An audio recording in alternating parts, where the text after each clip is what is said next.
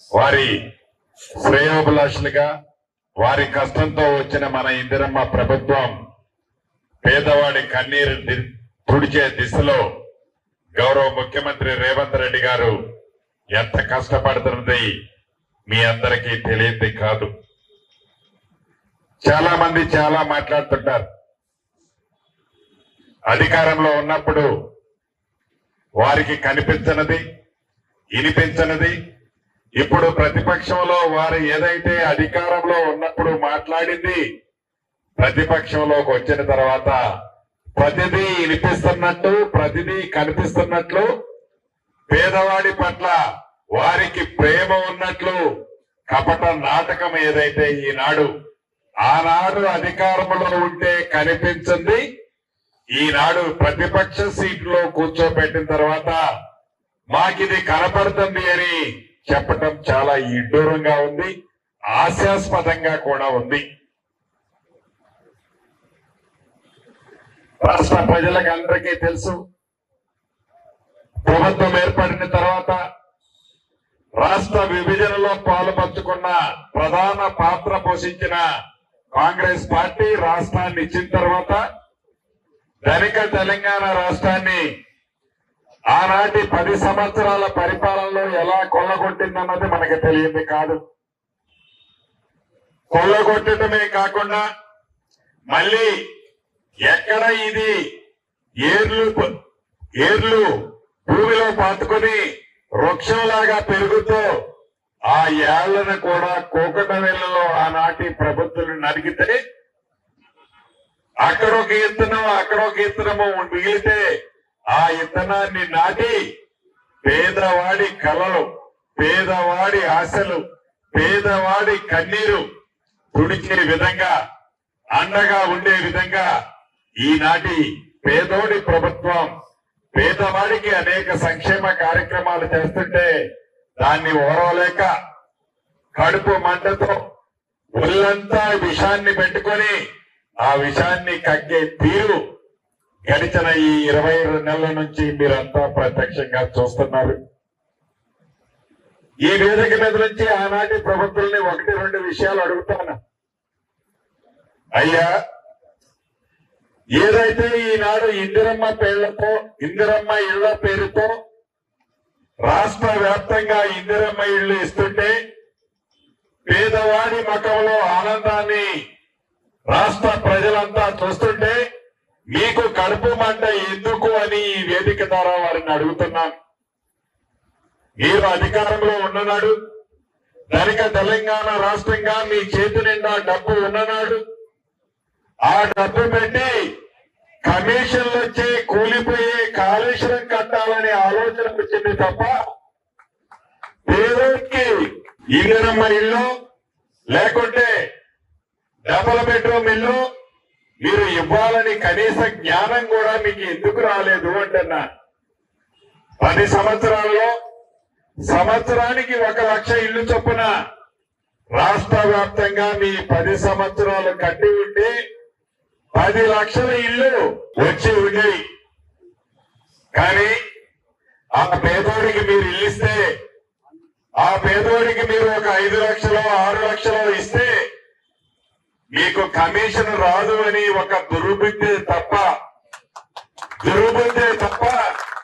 ఆ పేదోడికి ఇల్లు కట్టించుంటే ఈనాడు ఈ పరిస్థితి ఉండేదా అని అడుగుతున్నా. మీ కోపమంతా, మీ బాధంతా, మీ ఆక్రోశమంతా పాము కన్నా కోరల్లో ఉంటది విషయం. మీ ఒళ్ళంతా విషాన్ని పెట్టుకొని ఆ విషం పేదోళ్ల మీద మీరు కక్కుతున్న తీరుంటే ఏదైతే ఉందో ఈనాడు తెలంగాణ రాష్ట్రంలో ఉండే ప్రతి పేదవాడు దాన్ని గమనిస్తూ ఉన్నాడు. 2 పర్యాయాలు బుద్ధి చెప్పారు. ఇంకా 3వ పర్యాయం లోకల్ బాడీలో కూడా మీకు బుద్ధి చెప్పడానికి సిద్ధంగా ఉన్నారు. కానీ ఇంకా మీకు జ్ఞానోదయం కాకపోవటం అనేది నాకు చాలా బాధ అనిపిస్తుంది, జాలేస్తుంది మిమ్మల్ని చూస్తుంటే.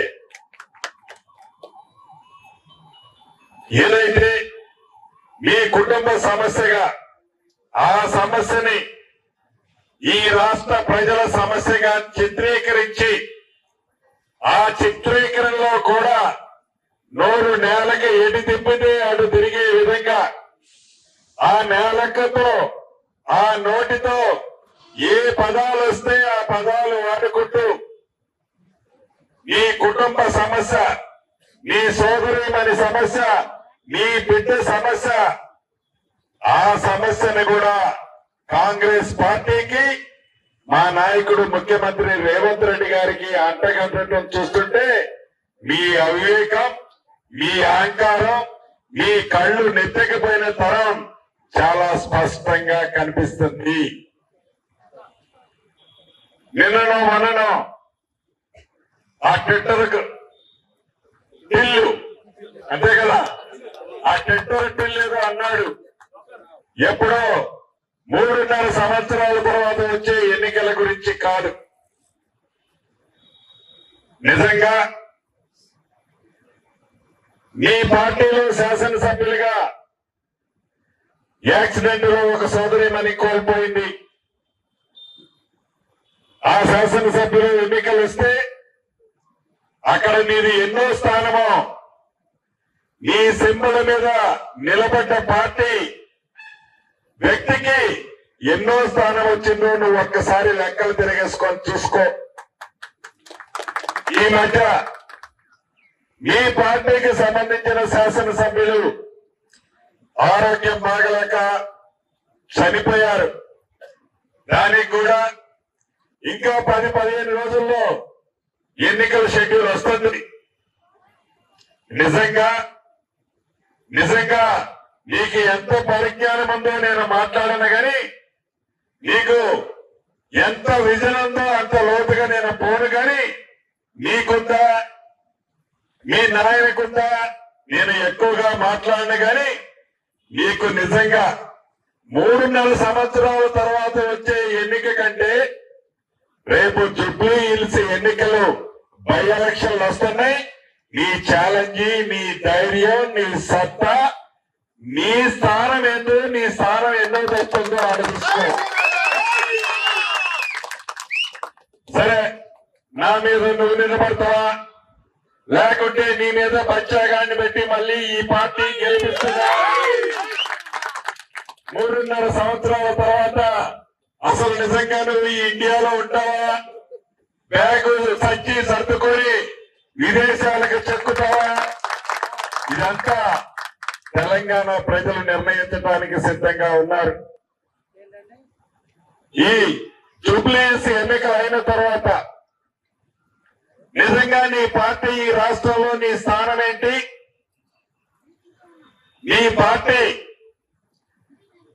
మీ బావమరుదులు, మీ అన్న చెల్లెళ్ళు, మీ నాయన కొడుకులు, అసలు మీ అందరి స్టోరీ పట్టు అని ఒక గాజు గ్లాసుకి రాయి తగిలితే ఎలా పగిలి ముక్క చెక్కలవుతుందో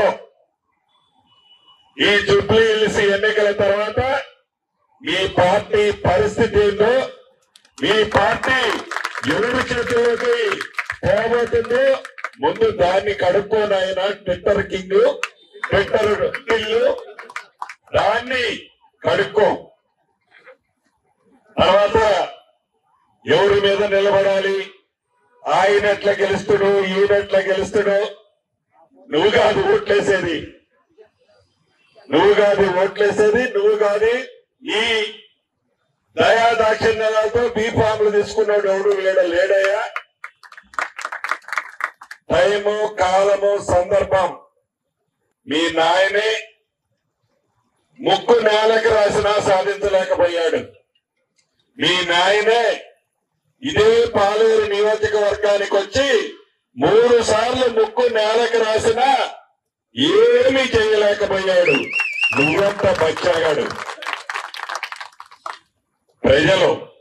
ప్రజల తీర్పు ముందు, ప్రజల దీవెళ్ల ముందు అహంకార పూరితమైన మాటలు ఏదైతే ఉందో ప్రజలు 2 సార్లు బుద్ధి చెప్పారు. 3వ సారి కూడా బుద్ధి చెప్పడానికి సిద్ధంగా ఉన్నారు.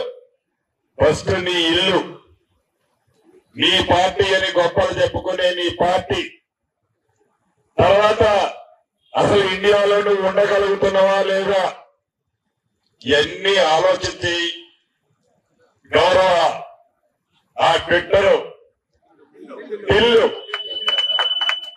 ఆలోచించుకోవాలని ఈ వేదిక ద్వారా తెలియజేస్తూ మిత్రులకు కూడా కొన్ని విషయాలు చెప్పదలుచుకున్నాను. కాంగ్రెస్ పార్టీ అంటే ఆషామాషి పార్టీ కాదు. కాంగ్రెస్ పార్టీ ఒక మాట ఇస్తే ఒక రోజు వెనక ముందు ఇచ్చిన ప్రతి మాటని పేదవాడి కోసం తపన పడి ఆ మాటను నెరవేరుస్తుంది. మాయ మాటలు చెప్పడం ఈ పార్టీకి రాదు. స్వార్థం కోసం ఈ పార్టీలో ఏ ఒక్క వ్యక్తి కూడా తప్పు చేయడు. ఈ పార్టీ సిద్ధాంతమన్నా, ఈ పార్టీ ఆలోచనలున్నా గౌరవ ముఖ్యమంత్రి రేవంత్ రెడ్డి గారు ఈనాడు ఎదుటిని పరిపాలన ఇస్తున్నాడు. అది పేదవాళ్ళకి ఇస్తున్నాడు. తప్పకుండా తల కిందికి కాళ్ళు పైకి పెట్టిన గత పార్లమెంటులో మీకు ఏ పొజిషన్ వచ్చిందో రాబోయే రోజుల్లో మీ పార్టీ పరిస్థితి ఈ తెలంగాణ రాష్ట్రంలో అదే విధంగా ఉండబోతుందని కూడా ఈ వేదిక మీద నుంచి తెలియజేసుకుంటూ, పేదవాడి కష్టాలు తెలిసిన ఈ ప్రభుత్వం పేదవాడి కష్టాలని పాలు పంచుకోవడానికి ఈ రోజు అనేక రాజకీయ పార్టీల నుంచి కాంగ్రెస్ పార్టీలోకి జాయిన్